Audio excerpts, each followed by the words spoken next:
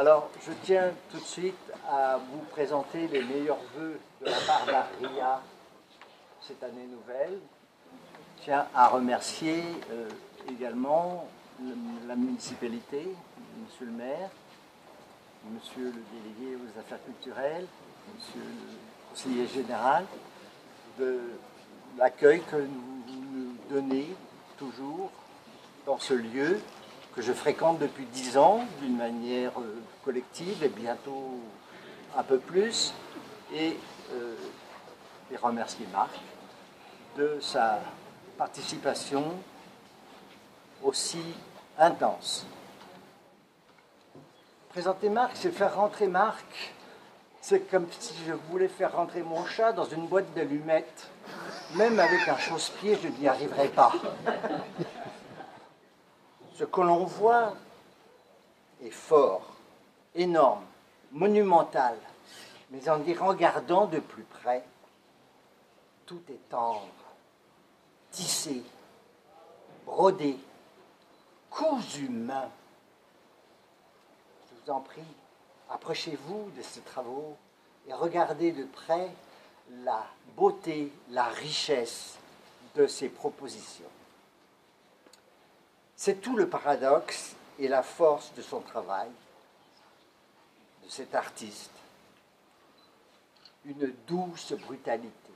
Je vous remercie pour Marc.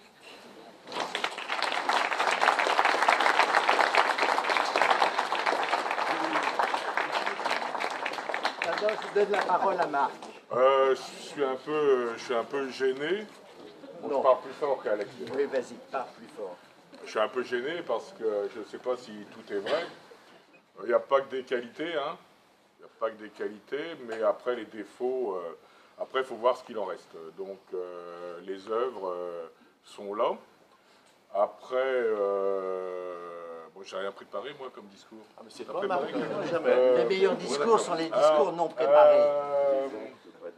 Je remercie ceux qui me soutiennent depuis si longtemps, ceux qui me supportent. Les bénévoles qui me donnent un coup de main, je ne sais pas, levez la main, les bénévoles qui me donnent un coup de main, levez la main. Il y en a qu'un qui lève la main. Attends, il y a deux, trois, il n'y a que 3. Bon, allez, on va dire une petite vingtaine ici.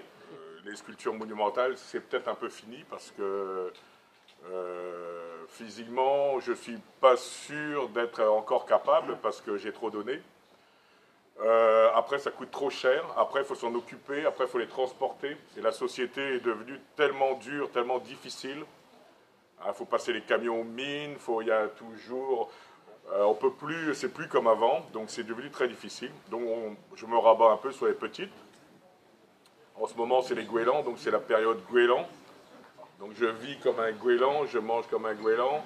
Il est vrai que pendant 20 ans, bon, j'ai transporté des tonnes et des tonnes, j'ai fait des expos un peu partout.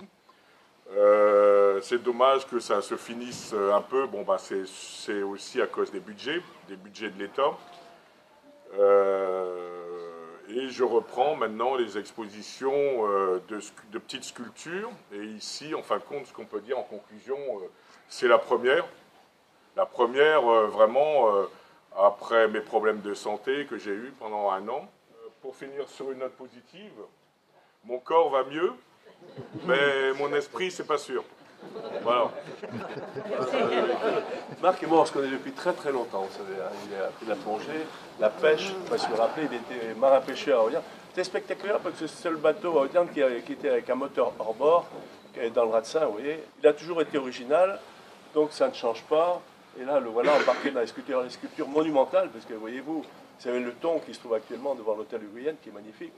Vous avez donc Chicotte à l'entrée de la ville et son serveur, je ne me rappelle plus comment il s'appelle déjà. Dans Chopin-de-Serre. Oui, c'est ça, voilà. Qui est magnifique. Il y a le homard, j'ai vu Hassan Marine, oui, magnifique. Non, ce qu'il fait, Marc, c'est original. Vous voyez, vous êtes nombreux. C'est spectaculaire. D'ailleurs, les bénévoles, ils ont eu du mal à accrocher celui-là en haut. Je ne sais pas si le toit ne va pas s'effondrer. Je remercie d'être venu sur Audierne, de faire une exposition. Et bien sûr, je remercie Aria.